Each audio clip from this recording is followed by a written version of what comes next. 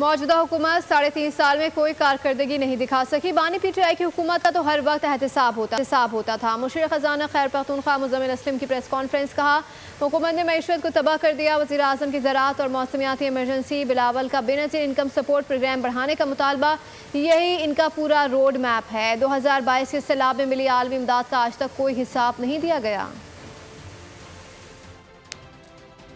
आईनी क्राइसिस, मुल्क में लॉ एंड ऑर्डर का क्राइसिस, आपसे मुल्क नहीं चल रहा, जो आपकी इन्वेस्टमेंट का क्राइसिस, मईशत का क्राइसिस, गुर्बत तारीख की बुलंद तरीन, मईशत आपकी सुस्त तरीन। आप कह रहे हैं कि जी मेरे हुकूमत में कोई क्राइसिस नहीं है, और फिर कहते हैं मईशत अच्छी हो गई है। 80,000 अरब रुपए आपका जो है कर्जा हो गया। 100% इजाफा 3 सालों में, जो 75 सालों में इजाफा हुआ वो 3 सालों में ये इजाफा करने जा रहे हैं। कहते हैं जी मईशत अच्छी हो रही है। बिलावल साहब कहते हैं कि जी वापस से इमदाद मांगे, वापस से ये करें, ये कब तक आप अपनी मदद आप पे क्यों नहीं चलते? 700 अरब रुपए बेनज़ीर इनकम सपोर्ट प्रोग्राम में इस साल दिए जाएंगे। कहते हैं इमरजेंसी। अच्छा, फिर एग्रीकल्चर इमरजेंसी क्या होती है? फ्लड इमरजेंसी होती है, क्लाइमेट इमरजेंसी होती है, एग्रीकल्चर इमरजेंसी लगा दें।